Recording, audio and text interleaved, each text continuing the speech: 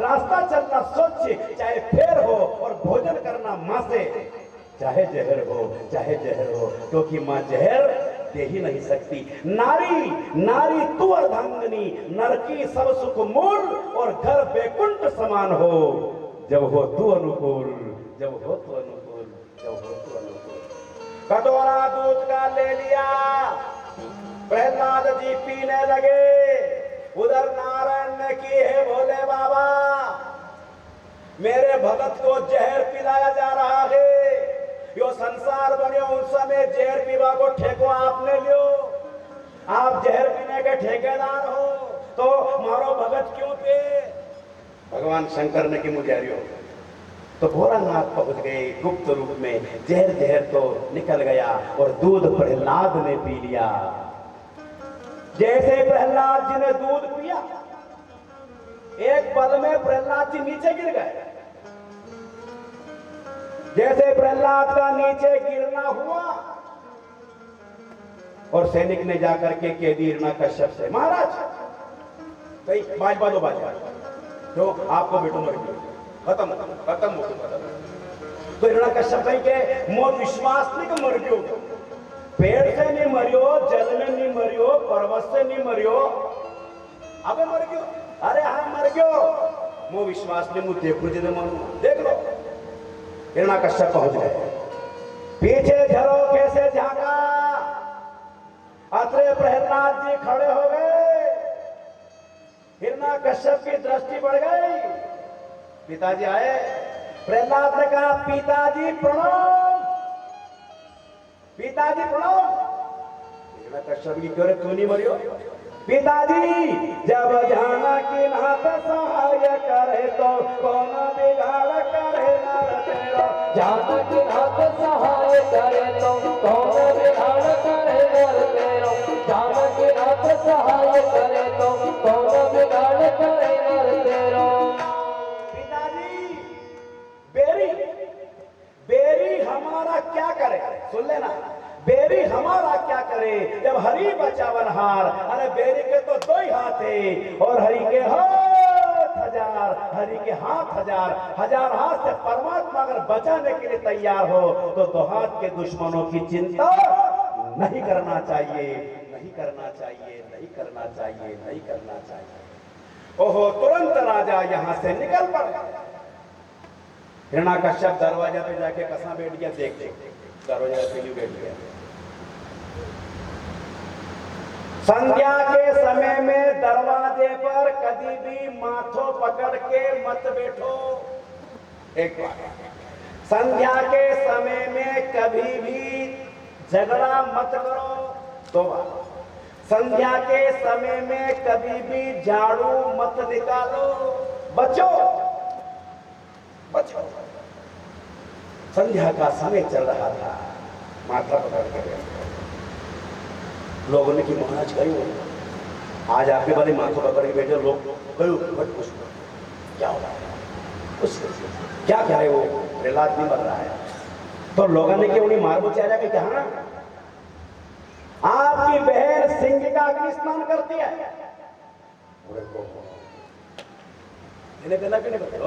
की तो मौत हो गया, मेरी बहन अग्नि स्नान करती है, अभी बुलाऊं।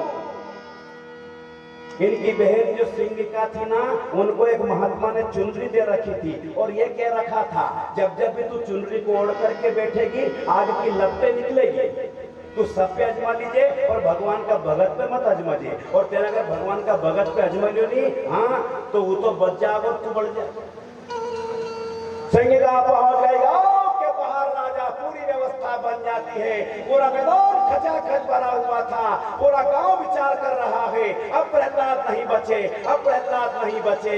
और इधर हिरण्यकश्यप ने प्रहलाद को बुलवाया गया है, सैनिक प्रहलाद को लेकर आ रहे हैं, और हिरण्यकश्यप ने पत्नी कयाधु से कह दिया था, कयाधु तुझे बाहर नहीं आना है, तुझे देख करके वो रोने लग जाएगा, मुझे मारना है उसको। आज सारा समाज खड़ा हुआ था, प्रहलाद को निकाल करके बाहर लाया गया। पहुंच गए, सैनिक ने कहा महाराज मृत्यु दंड के पहले अंतिम इच्छा पूछी जाती है। मृत्यु दंड के पहले अंतिम इच्छा पूछी जाती है। एक जगह भी अंतिम इच्छा पूछ ली मृत्यु दंड के पहले, तो वो फांसी दे रहे थे एक आदमी, क्या चाहता है, तेरी अंतिम इच्छा क्या है, कि वो रोटी खा बचो।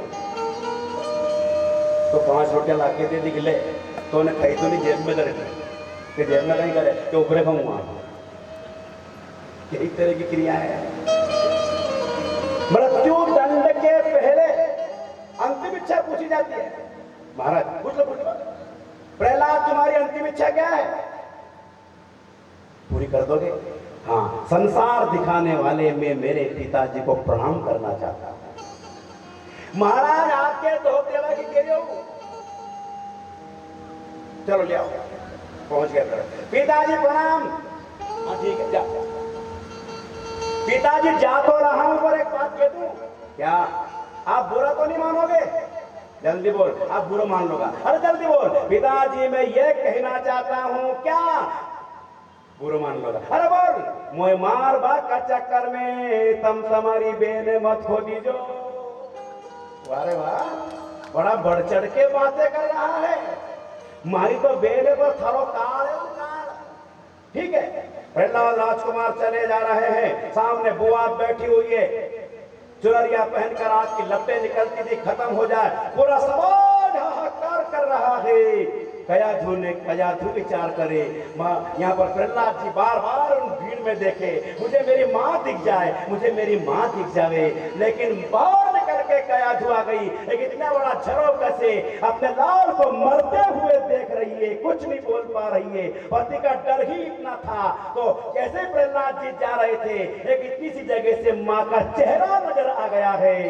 तुरंत प्रहलाद समझ गए, माँ के पास जाऊंगा प्रणाम करने के लिए, मेरा पिता इसी जगह मेरी माँ को मार देगा। तो प्रहलाद ने दूर से अपनी माँ को प्रणाम कर लिया है और आंख से आंसू पोंछ करके और जैसे ही चलने लगे तो माँ ने भी छाती पे हाथ धर के कह दिया, मेरे लाल पर भगवान की कृपा बनी रहे। माँ के हृदय से करुणा निकल करके प्रहलाद के जीवन में प्रवेश कर गई। और जैसे प्रहलाद जी बुआ की गोदी में बैठे और गोदी में बैठते ही कहीं हो, गोदी में बैठते आग की लपटें निकली। आग की लपटें निकलते ही उन कंडा को तो रखोड़ हो गया, होली को डंडो बैठो ही नहीं गयो।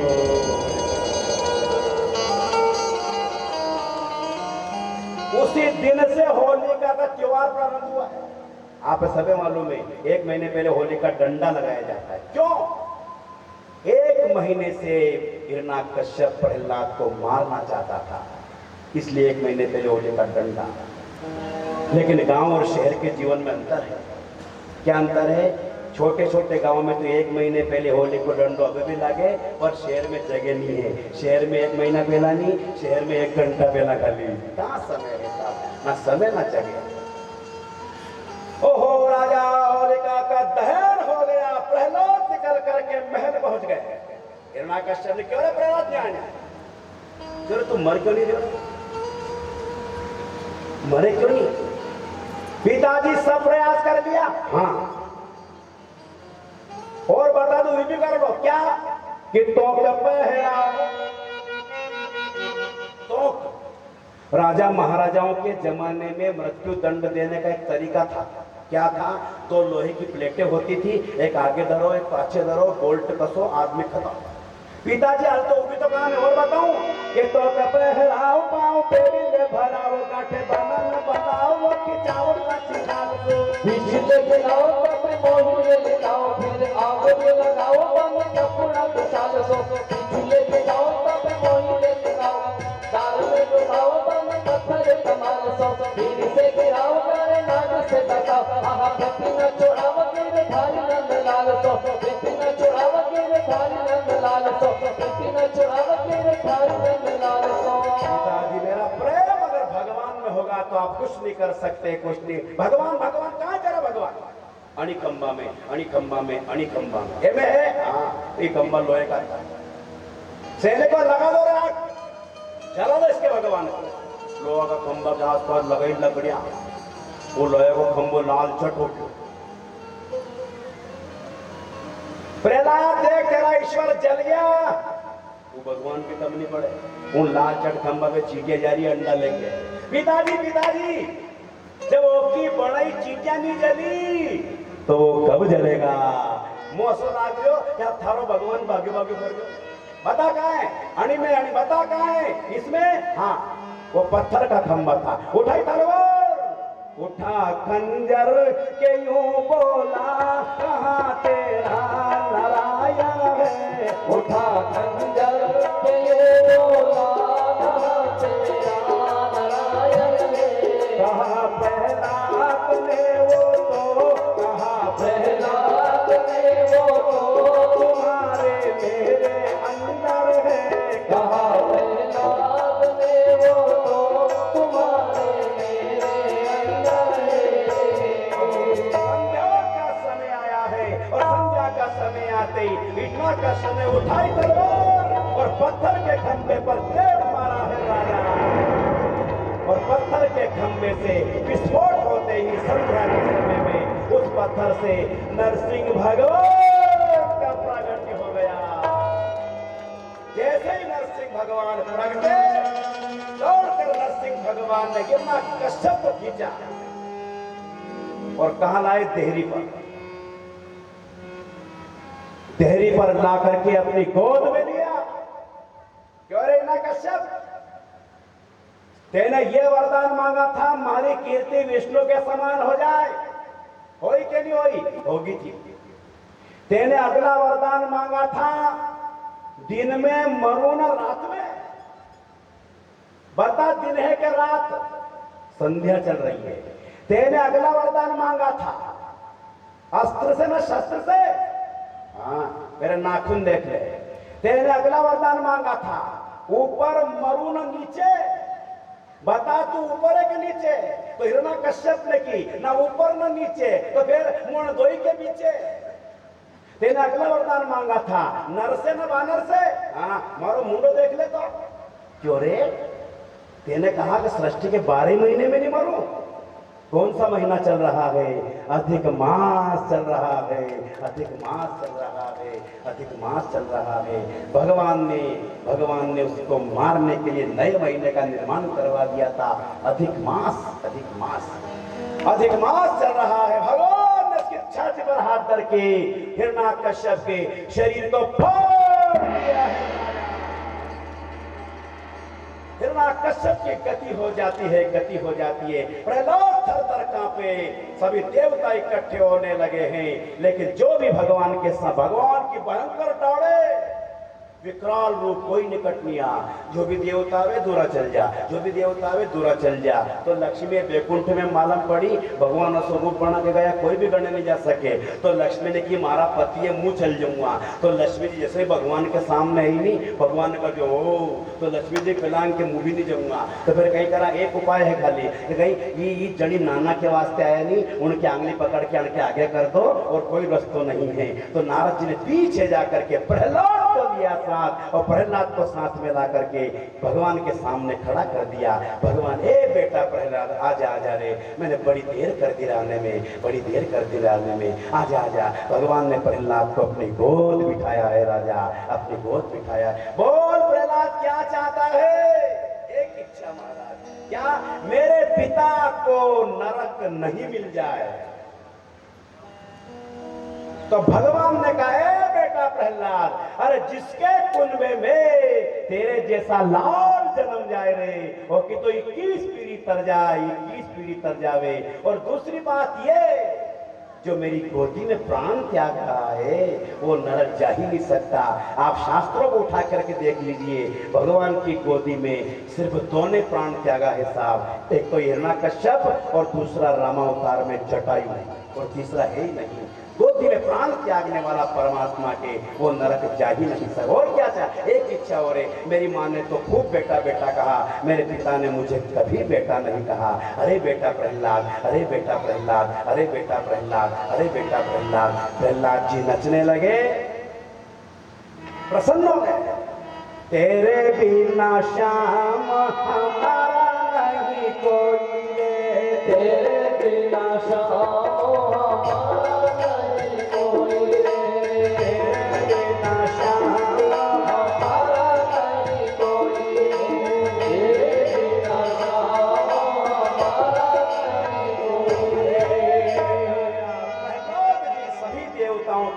मिलकर वहां प्रहलाद जी नरसिंह भगवान की आरती करने को तैयार है। और यहाँ पर भी प्रति दिवस की इस कथा की बेला में नरसिंह भगवान की आरती होगी।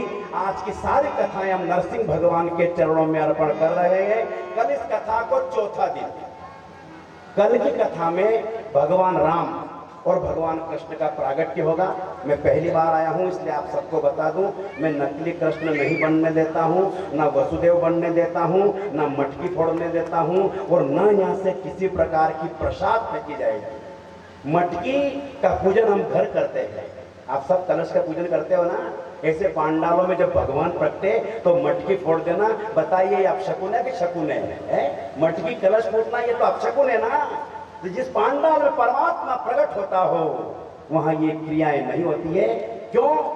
छोटा सा बालक तो न्यू कृष्ण है, बड़े कहीं बड़ा है, इसलिए कोई कृष्ण नहीं, कोई वसुदेव नहीं, ये 33 करोड़ देवी देवता विराजमान है। आप तो फुलफाल 4.25 घंटे, क्योंकि अपने कृष्ण बनाएगा 2 घंटा दमादम में बगड़ जाएगा, 1 घंटा प्रसाद फेंकमा में बगड़ जाएगा, और अतिथि प्रसाद लेके घरे चल जाएगा। गणों मचो आयो, हम मजा लेने नहीं, आनंद लेने के लिए आए हैं। इसलिए आनंद के वो क्षण, दुर्लभ क्षणों को अपने जीवन में उतारने के प्रयास करिए।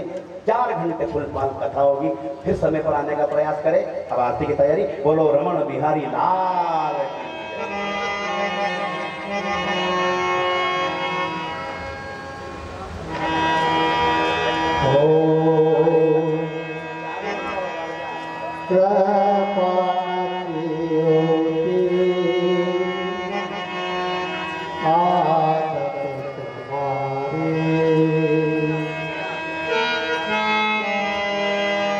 तो सोनी नहीं रे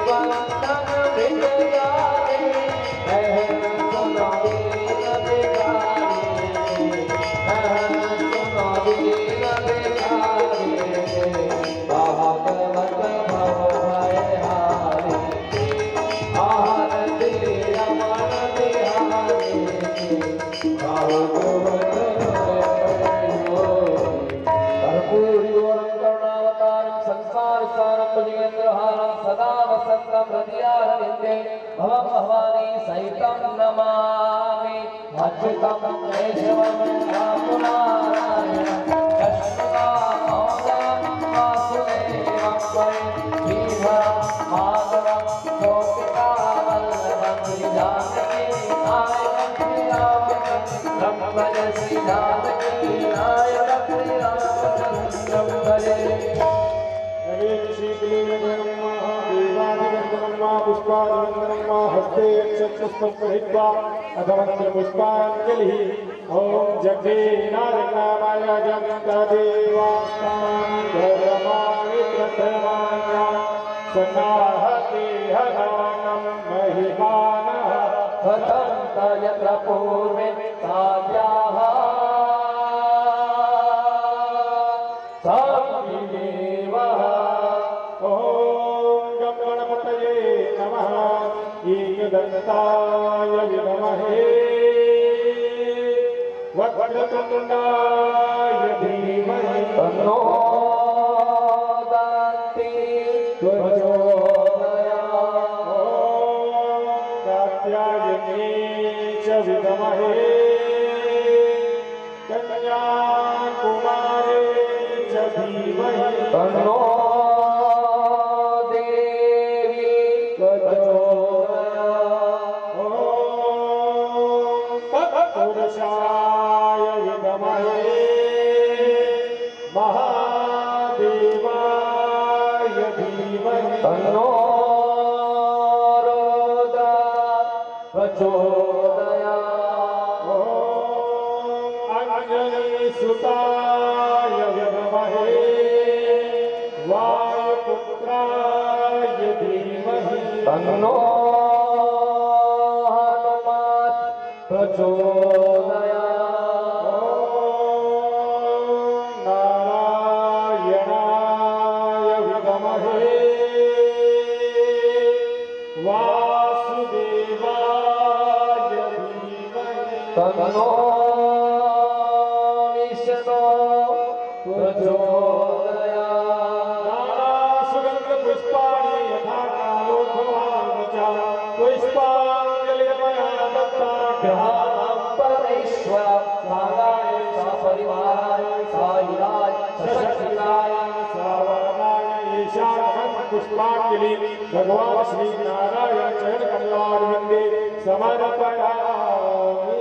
बोलो रमण बिहारी लाल की जय, राघवेंद्र सरकार की जय, चार भुजनाथ भगवान की जय, भागवत महापुराण की जय, शंकर भगवान की जय, शीतला मैया की जय, सरस्वती मात की जय, बलवती माता जी महाराज की जय, हनुमान जी महाराज की जय, देव महाराज की जय, गोपाल भगवान की जय, सतगुरुदेव भगवान की जय, नाम गोविंदम नामोच्चारण नश्यन्ति